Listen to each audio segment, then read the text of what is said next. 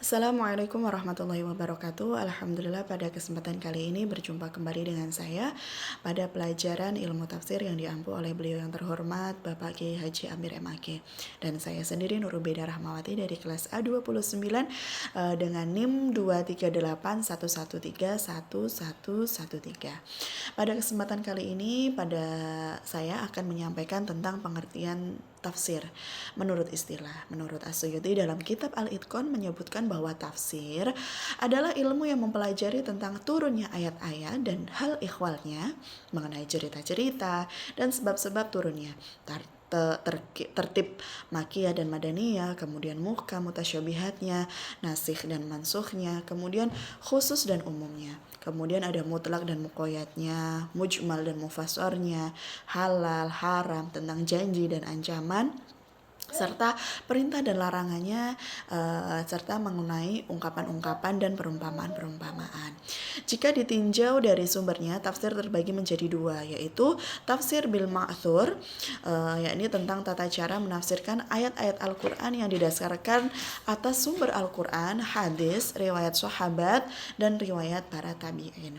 Contoh kitab dari tafsir bil ma'thur ini yakni Jami'ul Bayan karangan beliau Ibnu Jarir At-Tabari.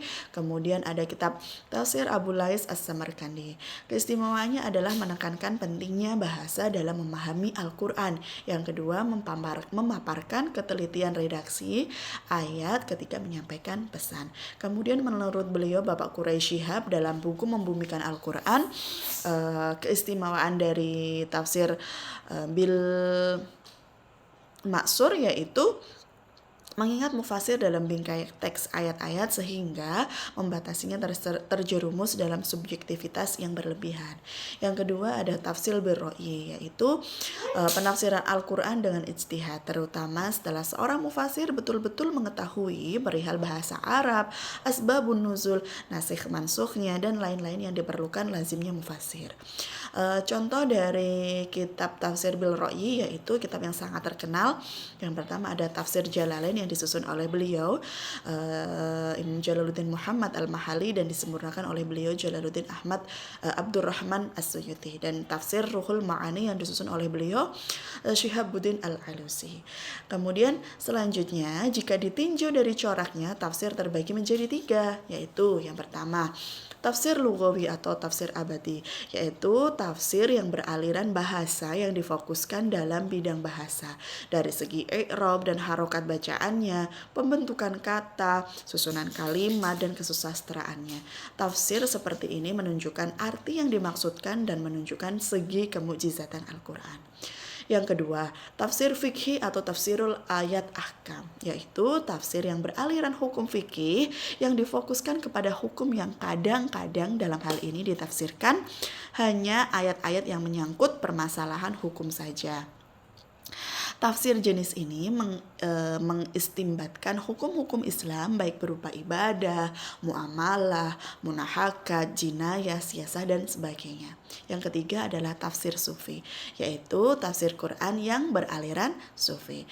Yang keempat, tafsir dari metodenya terbagi menjadi empat, yaitu metode tahlili, yang kedua metode ijmali, yang ketiga metode muqarran, yang ketiga adalah metode maudhu'i. Metode tahlili adalah suatu metode tafsir yang bermaksud menjelaskan kandungan ayat-ayat Al-Quran dari seluruh aspeknya. Di dalam tafsirnya, penafsir memulai uraiannya dengan mengemukakan arti kosakata, diikuti dengan penjelasan mengenai arti ayat secara global. Kemudian metode ijmali, suatu metode tafsir yang menafsirkan ayat Al-Quran dengan mengemukakan makna global, dalam sistematika uraiannya. Penafsir membahas ayat demi ayat sesuai dengan susunannya yang ada di dalam mushaf, kemudian mengemukakan makna global dari ayat tersebut. Yang ketiga, metode muqarran, yaitu tafsir dengan mengemukakan ayat Quran yang ditulis oleh sejumlah penafsir. Yang keempat, mohon maaf, tafsir maudhu'i, yaitu metode ini menafsirkan Al-Quran mengenai judul atau topik tertentu dengan memperhatikan urutan turunnya masing-masing ayat dengan sebab turunnya yang dijelaskan dengan berbagai macam keterangan. Berikut yang dapat saya sampaikan, kurang lebihnya mohon maaf. Atas perhatiannya kami haturkan terima kasih. Wassalamualaikum warahmatullahi wabarakatuh.